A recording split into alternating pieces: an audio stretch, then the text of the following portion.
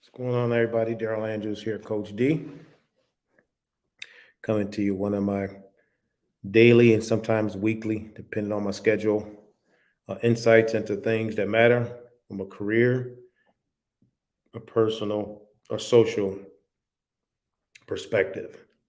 And so these are more like what I do is not training or anything like that. These are more like conversations, and with the hope that somebody out there listening that it would be a blessing to you in some way. So I want to continue on the conversation we had last week when we were talking about teaching our kids to have grit. And I got mixed comments on that. Some people said, man, all this, trying to teach our kids to be certain ways and all that. I say, yeah, the goal is not to be, you as a parent or you as a mentor is to you kind of be more of a guide than anything else. But the reality is many times we do have the ability to directly teach and influence younger people to think about some things that could be helpful to their future. I'm grateful that I had people in my life that helped calibrate me. In other words, they helped me to see things from a different perspective than the perspective in which I was seeing it. And as a result, I was able to make um, some decisions in my life that kind of led to where I am today. So I would allow some of the ways I was thinking back in my early 20s to dominate. I may not even be here today to do these messages. I don't know what I would be doing. So I'm grateful for the professionals, the mentors, the people on my college campus, the professors.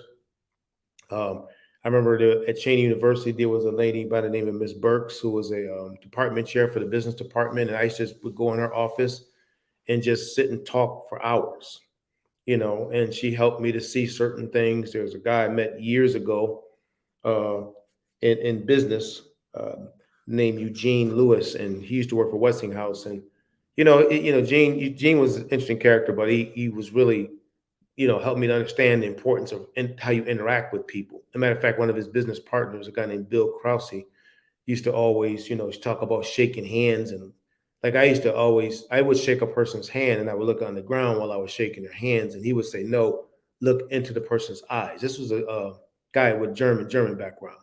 And he said, no, look people in the eyes when you shake their hand, man. So that shows that you are confident in what you're doing, because back then I didn't know. I had no understanding of professional anything. And so yeah. So so anyway, today, all right, we want to talk just a little bit about something that's taking place today that's gonna make me sound old. It's really gonna make me sound old because today there are so many influences out here today. I mean, podcasters and social media people and radio and television and celebrities and everybody's out here with voices. I'm here speaking to you now with a voice. And you know, kudos to a day and age when a person could take an idea and move it to market quickly if they can enhance their social media platforms. You don't even have to be an expert. You get 2 million people following you and you're automatically an expert. May not know what you're doing, but you're an expert. And and so today, those people have influence.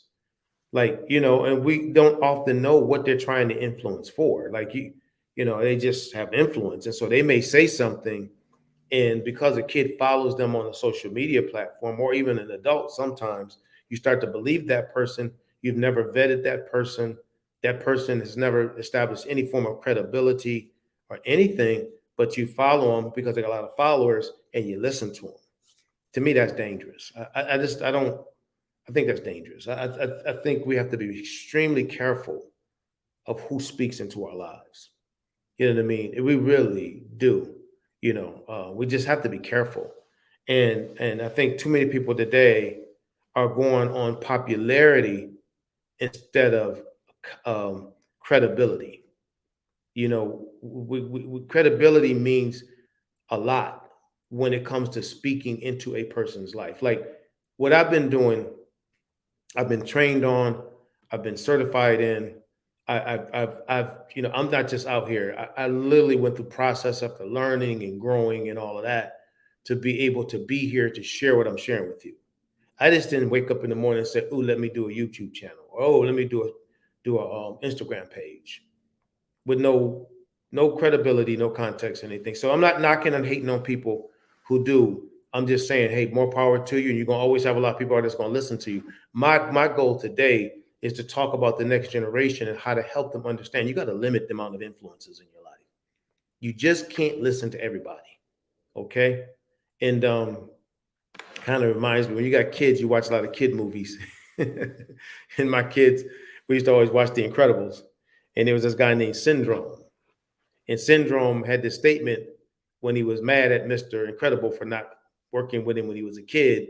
And now he became this multi-billion-dollar crazy man. He had them all up in the air and he made a comment to them. He said, you know what? I'm going to create this thing where anybody could become super. And then he made a statement. And he said, when anybody becomes super, nobody will be super. Other words, when everybody got something to say, where does it come to a point where anything is relevant? Who do you trust? Like, just anybody. So you may not even trust me, and that's fine, but I can promise you, I'm not saying this for any intention. Any intention. Good morning, my man. How you doing, Oscar? Good to see you. And appreciate you, bro. And hope all is well. And so when I was growing up, man, there I go with my old thing. We had ABC, NBC. Let me see any of the boomers out there that know what the third one was. We've talked about this before. If you're a boomer, you know what the third one was, right? ABC, NBC, and I'll see if somebody type it in the chat feature, right? And so we got our news from three sources. And you also had the local. Thank you, Oscar. You right there with me. There you go, man. CBS. That's right. And so that was our source of news. And so this is what we would do. I just want to school the younger folks how we would do it. If anything took place in our country, right? Oh, and say, yeah, there you go. Trump said PBS. Well, CBS, and we'll take a little bit PBS, but PBS came a little bit later. And then we also had 24. Some of you may remember Channel 24. Boy, I might give my age away. And we had antennas, and then when the reception and the TV used to cut off at 12 o'clock every night. So you couldn't stay up all night watching TV. At 12, it was done. And you didn't pick it up again till 6 in the morning. So what it was basically saying is go to bed, get you some stinking sleep, and stop watching all this TV. But so I appreciate that. If you pop something in, I'm going to go ahead and pop you up on my page so they can see you. Thank you for that, Miss Branch. And so we had three sources, all right, that we listened to. And so it kind of brought a sense of unity to the nation because we kind of knew that these sources were pretty reliable. All right. Walter Cronkite, all those different people that were doing the shows back then. We knew that they did their homework, they did their research. And when they came on at 6, they were informing the nation. We didn't have 100,000 voices. We didn't have 1 million voices. We didn't have Sally from across the street or Pookie from down the street on Facebook. We had 3 resources. And any other information that we got came from our community. Our parents, the people in our communities that loved us, that cared about us, and our schools. That was it. And then also, no, let me back up. Then you had the radio. Okay. And then with the radio was only a certain amount of stations as well. So what I'm trying to say is that we weren't really stressed out over hearing from a lot of people. We just weren't. We in our generation, we just had limited amount of people speaking into us. And so we kind of knew who we wanted to listen to. Right. And so, but today I really believe we have to talk to this next generation about it a little bit. And because to me, I think they get information overload. And I think that's a big part of why there's so much depression today. People never feel significant.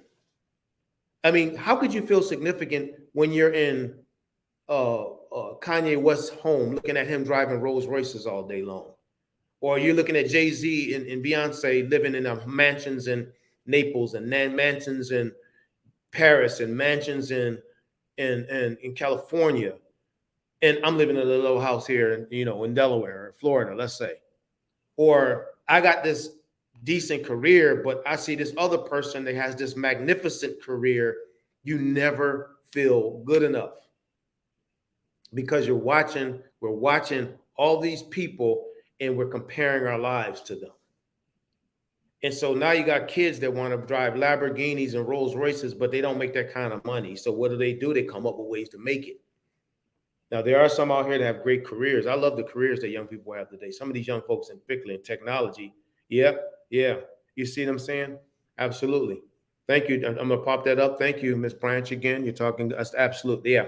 Because we have to understand that this mind is the most powerful tool we have naturally on earth. Now, spiritually, that's another thing. But naturally, and everything is trying its hardest to get into our heads. To sell, whatever it may be, to sell watching a television show or to sell a product. Why do you think they'll put sneakers on a celebrity? Because they want people. Look at Jordan. Jordan is selling like $2 billion worth of sneakers.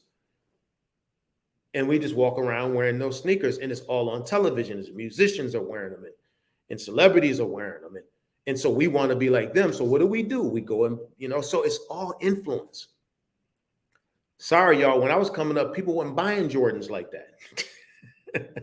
And the reason why, one, people couldn't afford it. And secondly, we just didn't have access to all of this to see it. We didn't know there was an annual event for Jordans coming out. We just didn't know that. But now they pop it up on media and 20 million people show up at one shop. That's influence. And so what am I saying? All right. In order to keep us, from a stability standpoint, solid and strong, I'm going to give a couple keys to think about. Then I got to run. Young people, you can listen to whatever you want. That's on you. I'm not one to old folk coming in talking about, man, times have changed. You need to go back to what it was. We ain't never going back to what it was. It is what it is. But I'm going to say this. Please hear me. And it's not just young people. It's adults too. Have a small circle of influence.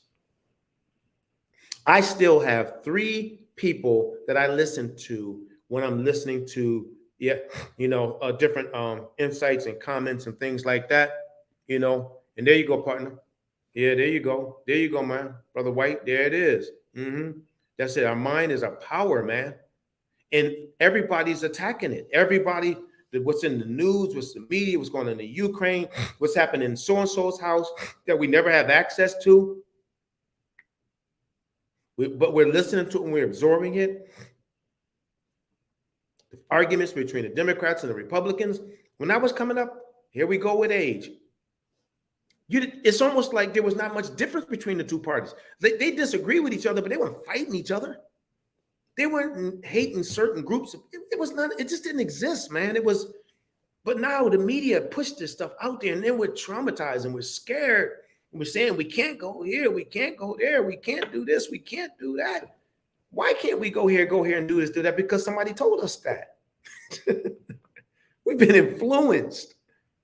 And that's dangerous, man. I'm telling you right now, it's dangerous, And I'm glad you jump on here, Brother White, because you know what I'm talking about, man. It's dangerous for our minds to be so manipulated on an ongoing basis by all these resources, all these people, all these voices. So I decided I'm gonna be very careful what influences me. So I'm very selective in the books, like I'm reading this book right here now, Extreme Ownership. I don't read every book. I listen to some things on Audible. I still, to this day, my mentor is still a voice that I listen to a lot. That's Dr. Miles Monroe. I will go, they got YouTube videos galore.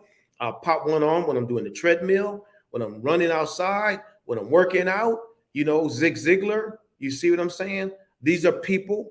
That's what I'm saying. I still listen to them. I'll pop that in there because you know why? These dudes that I came up with, man, they weren't like this, man. They weren't even trying to sell you on stuff. You put out some information, and next they say, buy my $20,000 program. They never said that stuff. They were giving information, and we nationally went to their conferences. We paid, but we paid because they were giving us knowledge. They weren't putting on a show just so they can get me to sign up for something, you know. And I'm not against it. I do stuff to get people to sign up. In fact, I got a workshop coming up soon. You know what I mean? And so the reality that I'm going to be putting out there, but I'm not slamming it on people. People make a choice if they want to join it, if they don't. You see? And so, hey, Karen, yeah, people talk the value. I'm gonna pop some of this up here. The value of information necessary, vetting resources. Break it down, Karen. Break it down. That's what I'm saying. That's why I love doing these. What are we seeing with information in current version? If your friend does something ridiculous, will you do it too? Come on, Karen. That's what I'm talking about. The name of the book is called Extreme Ownership, and the authors are U.S. Navy SEALs Jocko Willink, Willink, and Leif L-E-I-F Babin. All right, I'm gonna type it in the thing here so we can. Great book. All right, I'm just getting into it right now. All right, but great book because I'm really looking at this leadership thing in I'm just gonna put the title of the book: Extreme Ownership. Extreme. There we go. And I just popped it in there. Thank you. Yeah. And so the reality is this is it. And I think Karen said it so perfectly. And I love these interactions when we do these because folks know what I'm talking about. You know, vetting is so important. Just because a person has a following of 25,000 people, million people, doesn't mean that they're qualified to be an expert.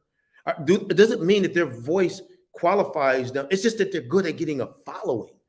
You got to see what is the heart behind this people. Shoot, Jim Jones in Guyana had charisma and 900 people died listening to him because they didn't vet him. They just listened and they went blindly into what he's talking about. And they all lost. Now, the tragedy of that situation is that it's not the loss of their lives was tragic, but then all those hundreds and thousands of family members that had to live with it. We need to be wise, man. I'm not trying to put fear in people's heart. I don't think there's going to be another situation like that. But what I'm trying to say is charisma does not denote expertise. Okay? Charisma sometimes denotes control. And we got to be careful for that. So we got to say influence. So the first thing I said is a tip, and I got to get ready to go, is have a small circle of influence. Even people, I can show you on this hand right here how many people have serious influence in my life. That's about it. Now, I don't have enough hands to show you the people I know, the people I interact with, because I'm a speaker, trainer, coach. I'm interacting with tens of thousands of people every year. You know what I mean?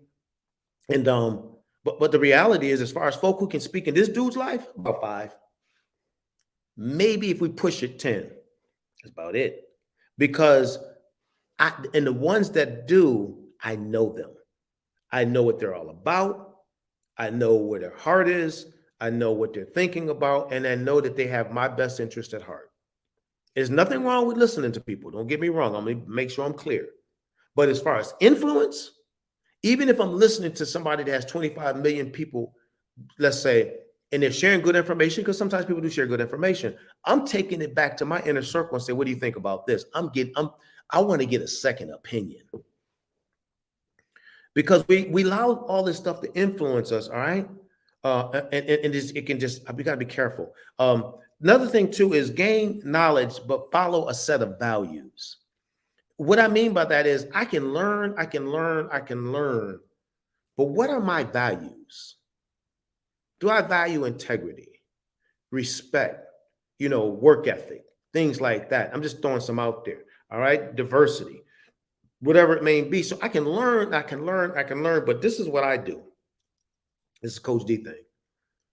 I take what I learn and I run it through my values.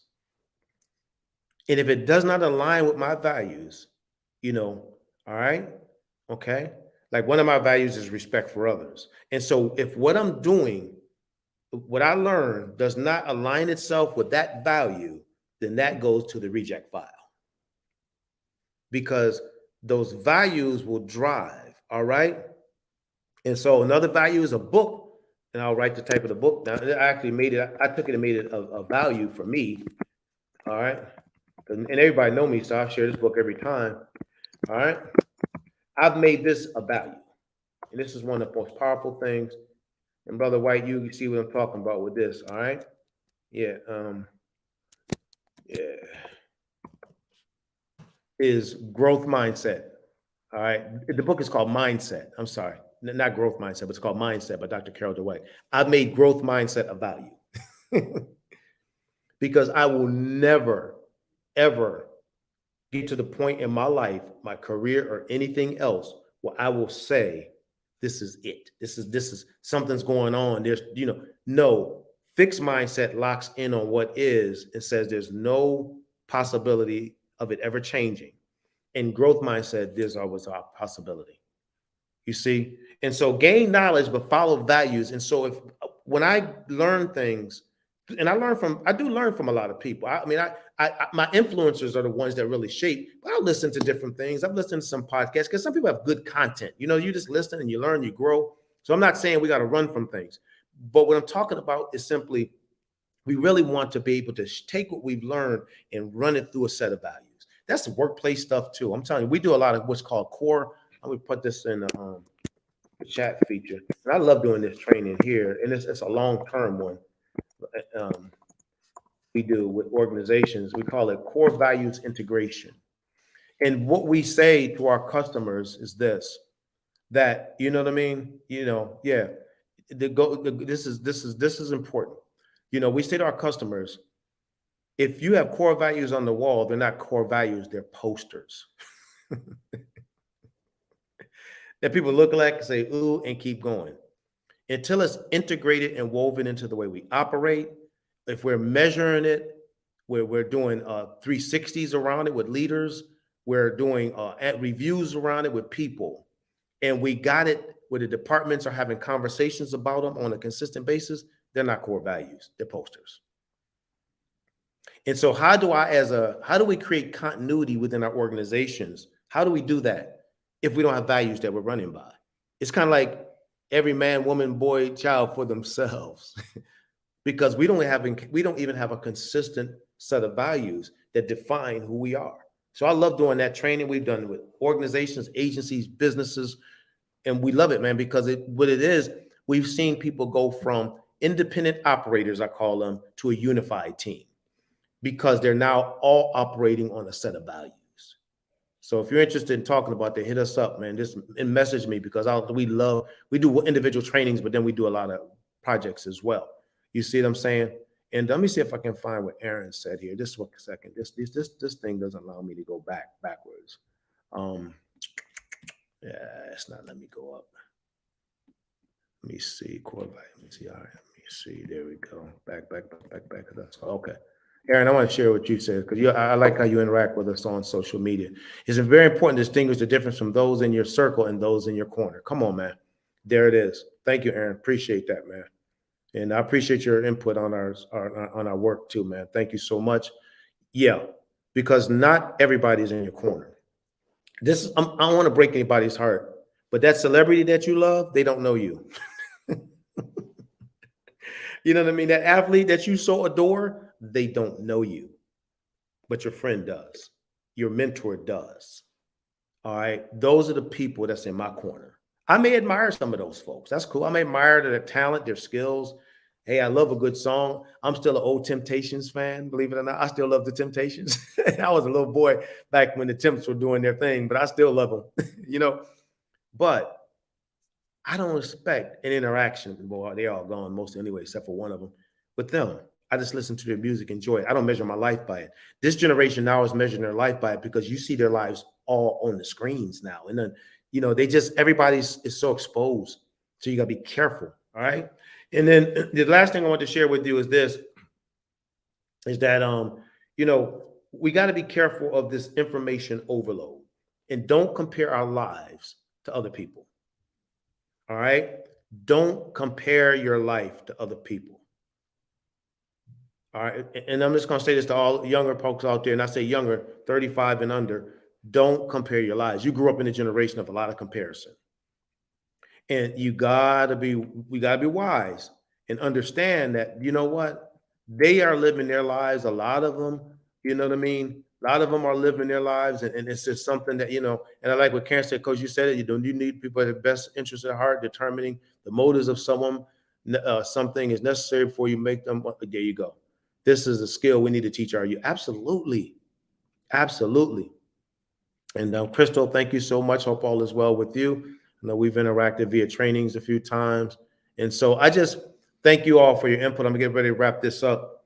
So keep in mind, have a small circle of influence, gain knowledge, but follow a set of values, okay? A set of values. And don't compare yourself. If you enjoy social media, that's fine, but don't compare yourself. Don't compare yourself. It's incredible, man. I mean, we spend so much time looking at other people and saying, "This is my website." I'm popping up in here if anybody wants more information about who we are. We have a couple of websites I'm gonna pop in here. This is one that's new, and tell people about this one because we're doing a lot around self care. Because I think a lot of our challenges today is a byproduct of we don't value ourselves enough, and we don't take enough time to do self care. So we've been training. We just got to training a police department on self care that's been dealing with some critical incidents and stress management. So we enjoy doing that. We got several trainings coming up with it and coaching. So that's all I got for you today. Remember, we had ABC, NBC, and CBS. We didn't have stress and trauma. I never even heard the word depression till depression didn't exist in my generation. People were depressed, but it wasn't entire families. It wasn't a whole contingent of kids in my neighborhood. We just were too busy out playing basketball and being friends with each other and having battles, but then making up. And it was a different time. It was different. Yes, there were stressors. Don't get me wrong. There were some people out there that weren't necessarily the best people. But the reality is we didn't have the overabundance of information that you all have in this generation. Hence, we had a different kind of a younger lifestyle. We were allowed to just be young and go out and live life, man. We weren't stressing over things, man. We were just living. And I'm wearing my partner, my buddy, my main man, Willie Dowdell's Forgiving Fitness. And he's one of my good friends of mine. I always like wearing this because I love what he's doing. He's helping people get fit, man, but he's doing it with such a values-based thing. I love it, Will, what you're doing out there, bro. Keep it up. And just look that up, y'all, Forgiving Fitness. I'm not a spokesperson for him. I just support him. I do. Because he's a values-based entrepreneur that's helping people get fit. And I love that work because I'm big on training myself. So that's all I got for you today. And I'll be back most of the time. I'm going to try to do it around 9 in the morning sometime, have these little conversations. And we're going to stay with this one for a while because we got some serious challenges going on with this generation. And I'm seeing all the suicide rates. I'm seeing the depression rates. I just can't be quiet about it no more. Dr. Martin Luther King said it like this: the challenge of our society is not the deeds of evil men, but the silence of good ones. And if all these folks out here casting depression, I can get on here and cast hope. And that's a counter to that depression message that's out there from all these other things that's going on. So that's all we got for you today. Take care. If you have any questions, reach out to me. If you want to debrief, reach out. You know what I mean? And thank you, Oscar. I appreciate that. He popped a little in there. Thanks for speaking up. We got to, brother. We got to. We can't be silent to this stuff anymore. Take care. Much love. God bless. Bye-bye.